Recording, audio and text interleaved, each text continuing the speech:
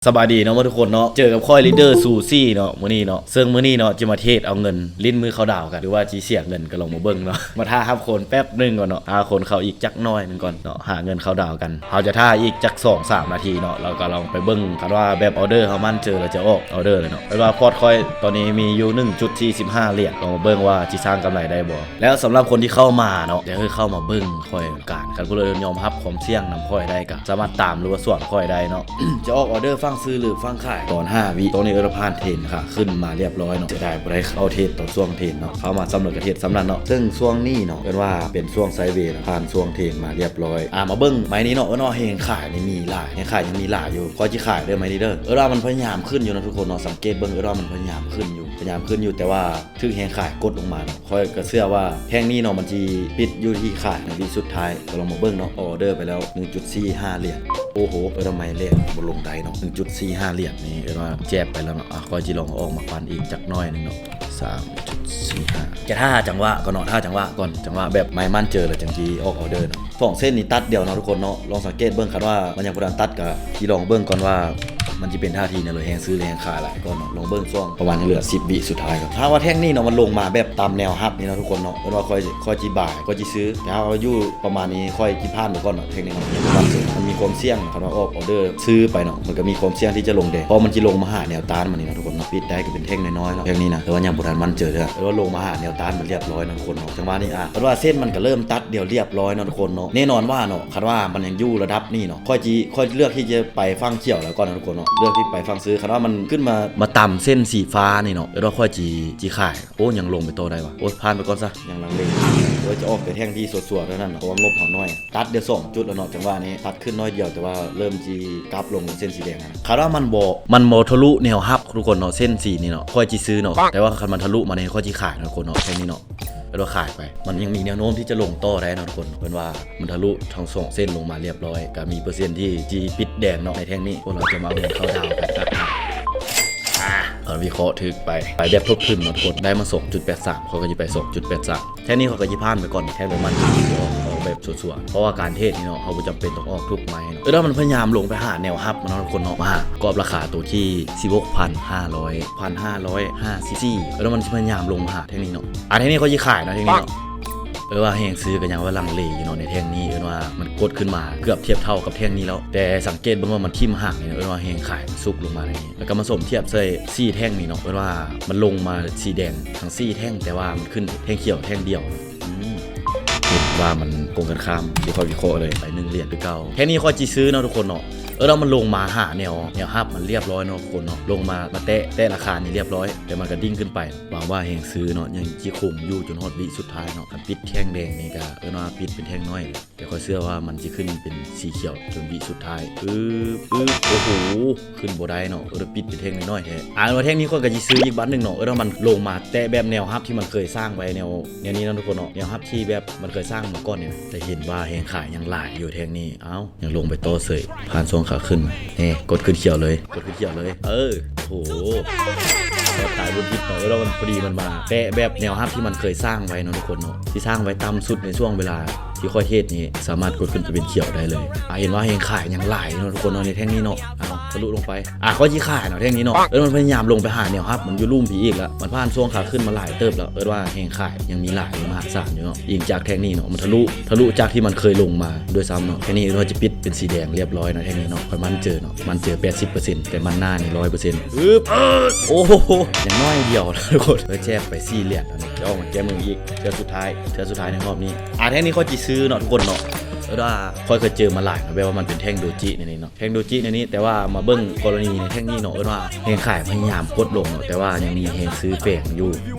ค่อยก็เลยเลือกที่จะซื้อไปในแท่งนี้เสื้อมันจะขึ้นเป็นเขียวนะทุกคนเนาะปิดเขียวได้นิ่งไว้3 2 1นิ่งไว้2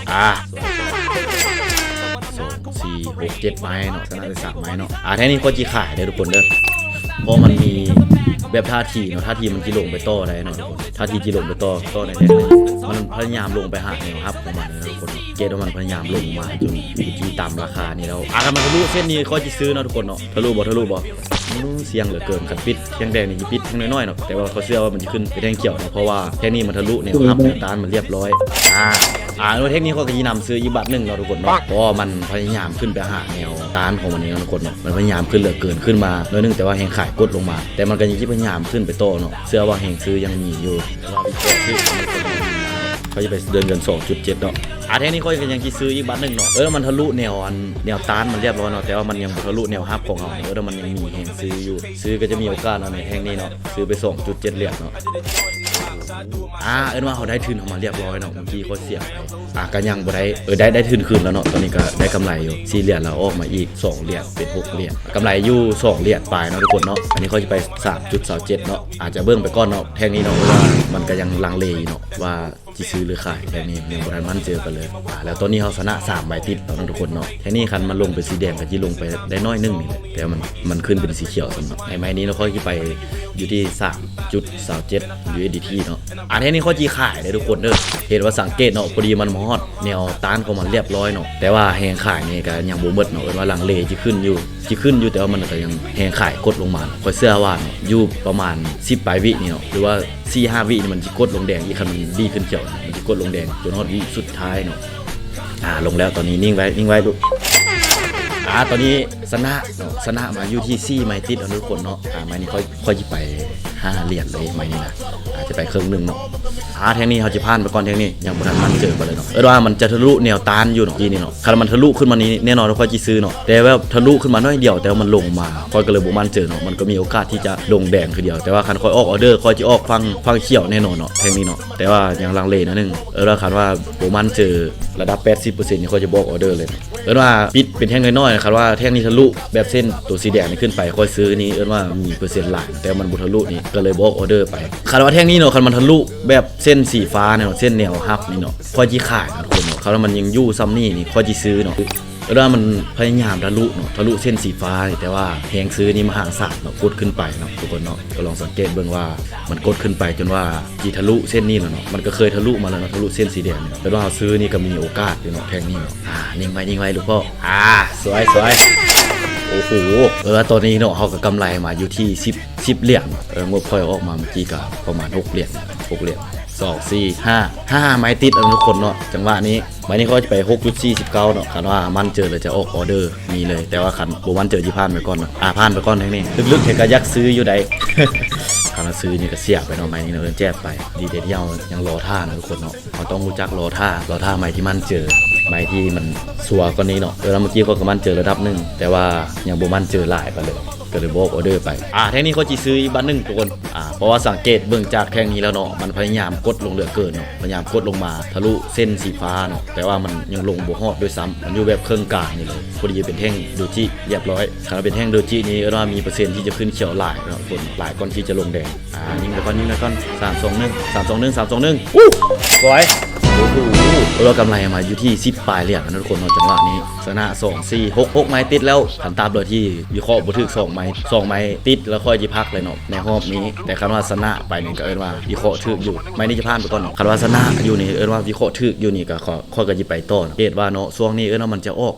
อกแบบผลลัพธ์ของมันเนาะจะอยู่ในช่วงอยู่ใน2เส้นเนาะทุกคนเนาะอยู่ระหว่างกลางเส้นแนวรับแล้วก็แนวต้านนี่เนาะทุกคนเนาะสังเกตเบิ่งว่า2เส้นนี้เริ่มจิตัดเรียบร้อยนะทุกคนเนาะจิสังเกตเบิ่งไปต่อเนาะก็สิผ่านไปอีกเนาะจนกว่า2เส้นนี้ตัดเดี๋ยวปุ๊บนี่เนาะค่อยก็ยังสิออกออเดอร์ว่าแท่งนี้เขาก็มั่นเจอเนาะก็สิออกออเดอร์ฟังขายนะทุกคนเนาะมันทะลุแนวรับไปเรียบร้อยทุกคนแต่ว่า2เส้นนี้ก็ยังบ่ตัดเดี๋ยวเนาะมีความเสี่ยงอยู่แท่งนี้เนาะว่าคันว่า2เส้นนี้ตัดเดี๋ยวเรียบร้อยเนาะก็ว่าแนวเลยเขาก็มั่นเจอมันจิปิดแดงเนาะแต่ว่า2เส้นนี้ยังบ่ตัดเดียวก็เลยว่ายังแบบมีความเสี่ยงอยู่แท่งนี้นะคันปิดเขียวก็สิปิดได้แท่งน้อยนึงแต่ก็เสื้อมันสิลงไปแดงเนาะเหลือ4วิแล้วตู้ลงไปโลดลูกตู้ลงไป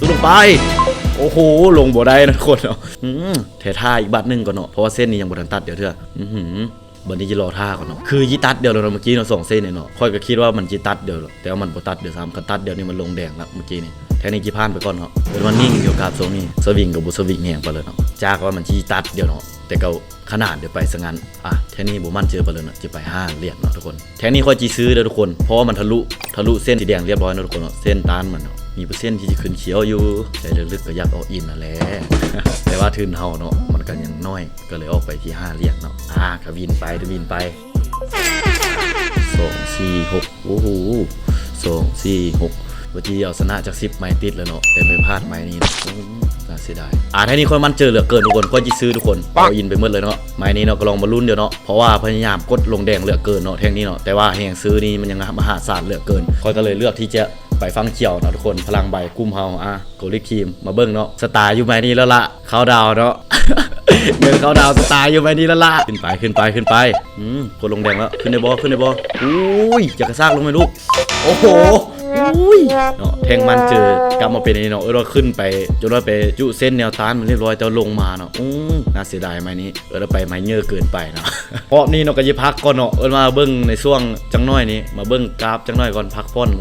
นอารมณ์ก่อนเลยว่าค่อยก็ยู่นำตลาดมาโดนเติบแล้วนี่ยู่มา30 นาทีแล้วทุกคนเนาะก็เนาะล้างพอดไปเนาะรอบนี้งบค่อย6 เหรียญปลายนะทุกคนเนาะล้างพอดไป6 เหรียญปลายอีกจังน้อยจะเข้ามาเบิ้งอีกเทศในรอบนี้ก็พักซ้ำนี่เนาะก่อนที่ปิดคลิปเนาะก็ขอก้าวคำว่าสบายดี